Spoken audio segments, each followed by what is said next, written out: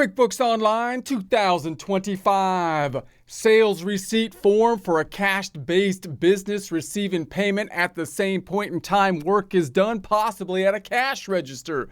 Get ready and some coffee because we're about to learn how to save time with QuickBooks Online 2025. Here we are online in our browser searching for QuickBooks Online Test Drive, the free sample company file available to everybody, looking for the result that has Intuit.com and the URL because Intuit is the owner of QuickBooks Online. We're going to be selecting the United States version of the software. You might have to verify that you're not a robot. I'm going to close the first tab because we no longer need that one. Then we're in the sample company file, Craig's Design and Landscaping. Let's go to the reports that we will open every time. The major financial statements, balance sheet, income statement, standard tab, favorites, right-clicking on the balance sheet so I can open it in a new tab, right-clicking the P&L, the profit and loss, the income statement to open it in a new tab. Let's go to that middle tab. Close up the hamburger, put the top bun on the hamburger to close it up. We're going to then have the range for a 2-year time frame, 01/01/24 tab, 12/31/25 tab, selecting the drop down to see the years running to refresh it. So we now have 2024 and 2025 side by side. Let's go to the tab to the right, closing the ham boogie again, changing the range again, 01/01/24 tab, 12/31/25 tab, selecting the drop down to see the years running it.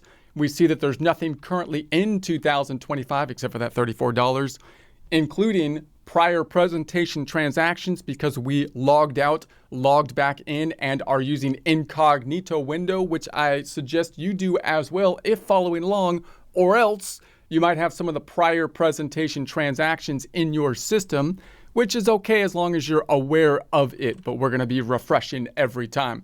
Let's go to the first tab and select the drop down. And we're looking at the revenue cycle, the customer cycle, the income cycle, you might call it, or the accounts receivable cycle.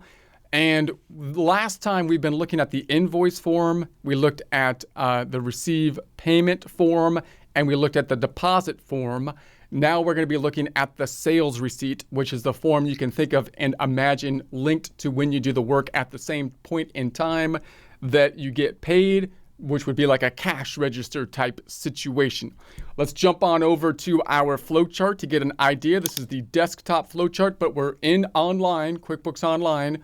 It's just that we're using this for the flow analysis because we have these nice, beautiful arrows. Remembering the easiest system we can have would be one in which we have gig work or something. We wait till something clears the bank, record it possibly with the use of bank feeds, which will make a deposit form to record the revenue. And then we talked about an invoice situation where we have to do the work first, like a bookkeeper, a law firm, landscaping, bill the client, which would increase accounts receivable, then receive the payment, and then make the deposit. Now we're at a situation where we're still on a cash-based system, but it might not be as easy as like a gig work situation. In other words, if I actually go out and do work and I get payment at the point in time that I do work, whether that be services or inventory, then I could imagine a situation where I actually get paid in, say, let's say cash. Let's imagine we get the money at the point in time I do the work. I go to the bank at the end of the night.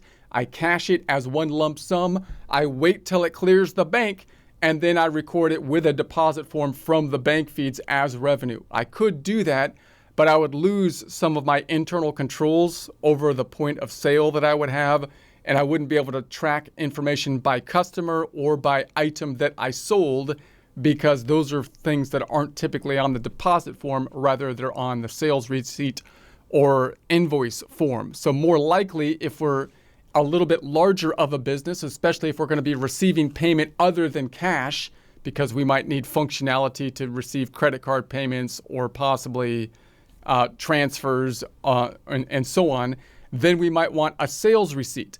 So we can imagine kind of like a cash register, similar to if you went to a grocery store and checked something out and you scanned it and you're recording the transactions as they happen. In that case, we would record the sales receipt, and we could take this form and deposit it directly into the checking account. So when we get paid, credit card, cash, transfer to our bank account. We could just put it directly into our checking account in a similar fashion as we saw with the received payment, which is the payment on the invoice that we received, which we saw we could put directly into our checking account. But oftentimes we're going to need a clearing account called undeposited funds or funds to be deposited, because if I put the money directly into the checking account, it's not going to match what's in the bank. Why? Because when I get cash payments, I'm going to go to the bank at the end of the night and deposit multiple cash payments. And that's not going to tie out to the sales receipts that if I enter them one at a time in the system, making my reconciliation process a problem. If I have a credit card or an intermediary platform financial institution like a PayPal or a Stripe, or then those companies will group the payments together before they put it into my checking account.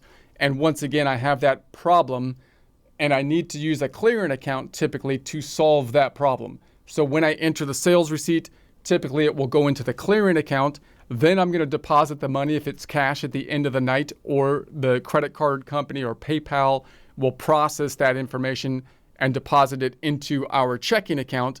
And when it goes into the checking account, that's when I'm going to record the deposit form in the same format that will be shown on the bank statement, allowing me to do the bank reconciliation process, possibly with the help and the use of the bank feeds in that case. That will also give me a kind of an internal control over the check register, because I'll be able to tie out the deposit to what I think the deposit should be based on the sales transactions from the sales receipts. Okay, so that's going to be the general idea. Let's go on over to QuickBooks and let's enter one. So we're going to imagine we're at like a cash register, and we're going to say I'm going to order or enter a sales receipt.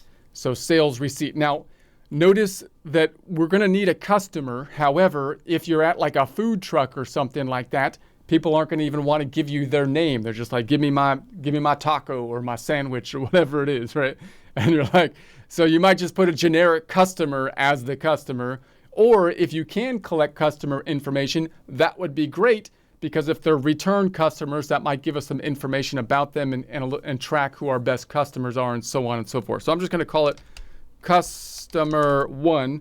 Remember that the tracking of the customers and how much you interact with them will be dependent on the industry you're in.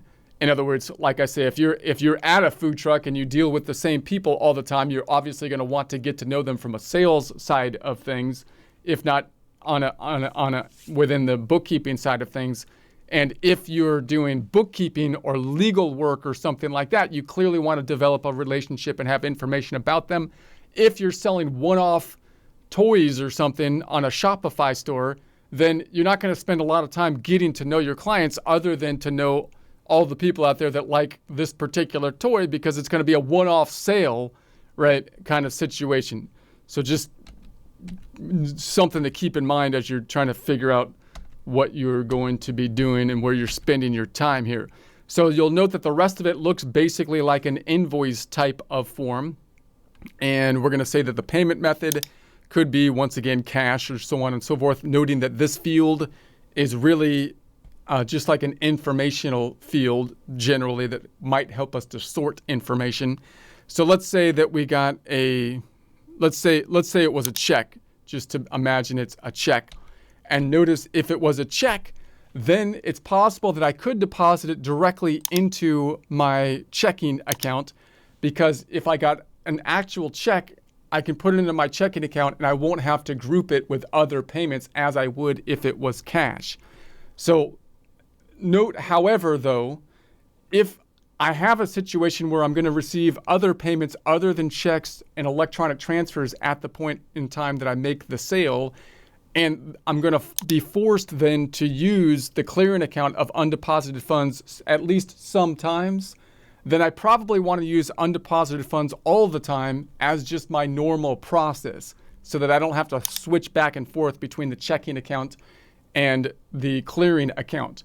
So only if, for example, you only receive electronic payments, that's the only form of payment you will accept, or you only receive checks or something like that, would you want to put it possibly directly into the checking account.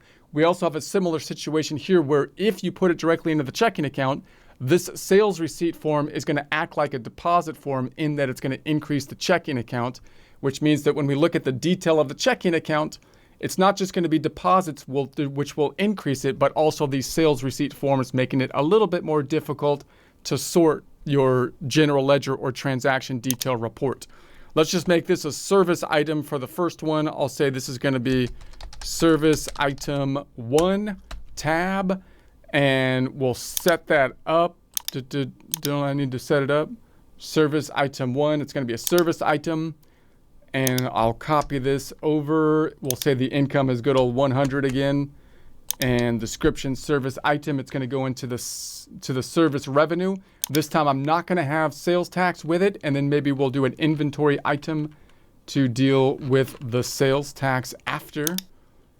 And so done. And there we have it. So let's go ahead and save it. So $100. Okay, so what's this going to do? It's a sales receipt. That means that it's going to be, we got paid. It's going to go directly into our checking account instead of undeposited funds. And the other side is going to go to revenue, which is driven by this item that's telling it which revenue account to go to. Down below, we've got the message and so on that similar to an invoice. We can add a message. We can add attachments if we need to. Typically not something you're going to see on the sales receipt. Usually, we can cancel it, clear it. We can print preview it. Now this is something you might be able to customize this form, but you might not need to as much as you would with an invoice because you might not be providing it to customers, but you might give it to a customer as a receipt, right?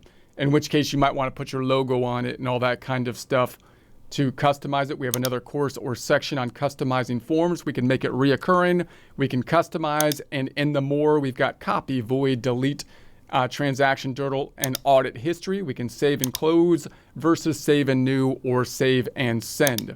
Let's go ahead and save and close it and check out what happens. Let's go to the balance sheet. We're going to run it to refresh it, and we put it directly into the checking account. So the checking account should have gone up in this case. So there it is. There's $100. If I go into that, drilling down to the source document, there is our sales receipt. Closing this back out. Back to our balance sheet. The other side went to the income statement, running to refresh it, and it went right into the service item. So that looks good, increasing net income. And then let's go to the first tab. Now note, if you're at a cash register, you're most likely not going to be spending a lot of time in the what I would call the customer center or in the sales tab, because you would normally be in here if you have to deal with accounts receivable. However, you might have a customer come in and say their sandwich wasn't good or something and they want their money back or something, right? In which case you might go in here and check out and find the sale that took place, right? So we can go in here, and I could do that by going to the sales, all sales. And so then this time I want to check out and sort by the sales transactions. So I want to look at the sales receipts, and then we can see here's our sales receipt that we have right there. We can also find it if I go into the customers, and we can search for the customer. So if one customer came back and we were recording the customers, which again, we might not always do if we're at a cash register, but if we had the customer information, and we can go in there and say, all right, there's customer number 1, and we can find that they have the sales receipt here and look at that information and track that information. All right. Let's do another one, adding a little bit more complexity. This time we're going to have inventory that we have to deal with. And remember, if you have inventory, the question is, do you want to track the inventory on a perpetual inventory system within QuickBooks or on a periodic inventory system, possibly tracking the units of inventory outside of the QuickBooks on Excel or possibly on another website like your Shopify store or Amazon, for example. If you have a Shopify store or Amazon, we have another course or section getting into some details on that. But let's give a general idea as though we're tracking inventory within the system. So let's go ahead and add another item. This will be let's say a sales receipt again. And let's say this is going to be for customer 2. Customer 2, I'm just going to put generic customer 2. And let's make this one on the 8th. And let's say the payment this time, imagine we're going to get paid with a credit card.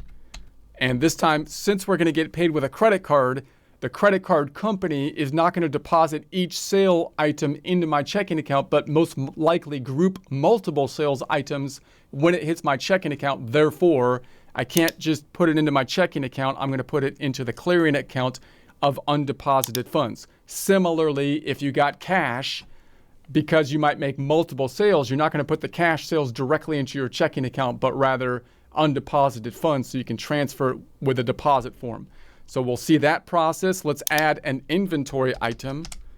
Inventory item number 1. And so I'm going to add the item inventory this time. We're going to track it internally, which means a perpetual inventory system.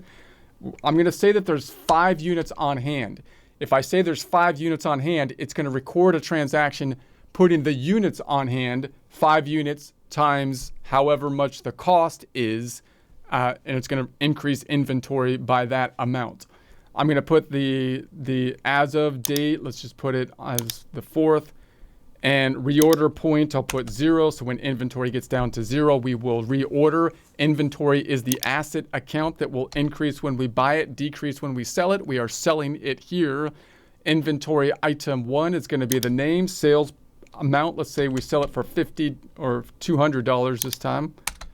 And the income account, when we sell it, is going to be sale of products and services. Let's apply the sales tax, which in the United States is a type of consumption tax, similar to what you might have in other countries. So let's say it's going to be taxable this time.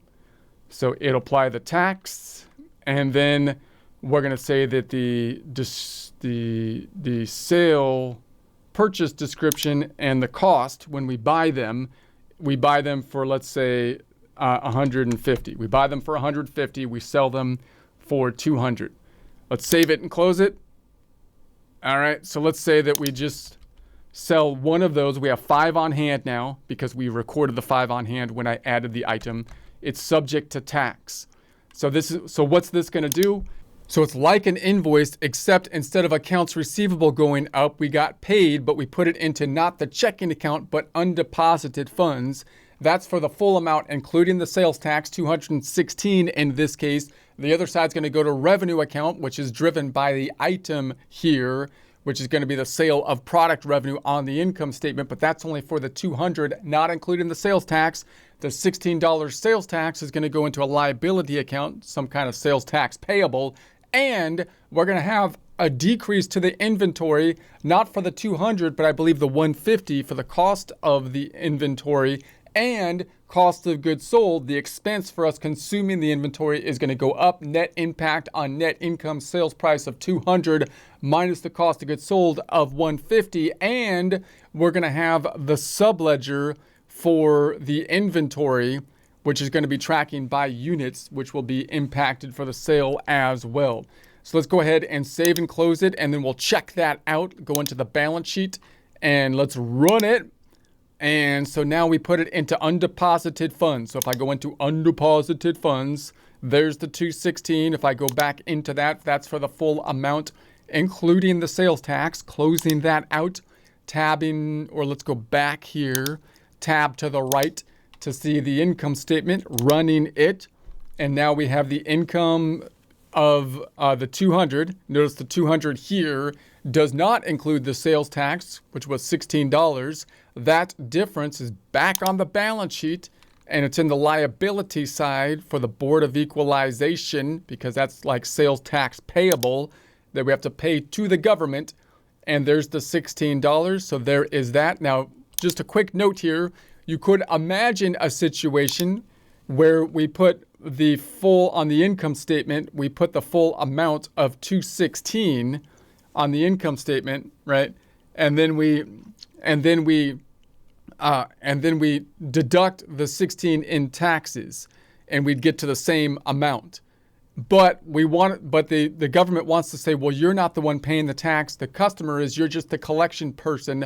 Therefore, instead of recording the revenue of $16 and then the expense of us paying the sales tax of $16, we put the $16 on as a liability increasing the liability and then decreasing the liability when we pay it is the general idea. All right, and then we also have the inventory going down. So here's our inventory, and this is recorded in dollars. There's the inventory, there's the 150. Remember that the 150 is not on the sales receipt, but driven by the item in the sales receipt. Let's go back, and then back to the income statement. We have the 150 in cost of goods sold for us selling the inventory. Back to the first tab, we also have a subledger for inventory now, tracking this information. So let's go to the first tab and the reports. And then I'm just going to type in inventory valuation summary. And we'll take a look at that. Let's put it as of the end of the year, 12/31/25, just to make sure we cover everything. And there it is. So now we've got 4 units remaining because we put 5 units on the books and then sold 1. And then the total amount of the subledger, $1,196.25, should tie out to what's on the balance sheet, $1,196.25. All right, let's go back to the first tab and let's do one more transaction for the sales receipt. And so we're going to say sales receipt. And this time let's put customer 4, let's say. And I'm just going to add it. And this happens, let's just say on the 8th. And the payment method, let's say, is Visa again. We're going to put it again into undeposited funds. We're going to say this is a service item. And let's say that we have 3 of those, so $300. This one is simply going to increase the undeposited funds this time. Instead of the checking account, the other side go into revenue, service revenue. Let's save it and close it. And let's go to the balance sheet now. So now we have undeposited fund. Let's refresh the balance sheet before I get into that. Undeposited funds should have gone up by that amount. So let's go back. It's not there yet. It's being glitchy. Let's go into it. QuickBooks is usually pretty good. Sometimes this sample company file is more like kind of glitchy sometimes than the actual QuickBooks I have found when you buy it, possibly because multiple people are logged into it or something. Let's go to the tab to the right, run it again, and then we see in the sale of product, we should have that item in here, and here's the service item, the 400 now.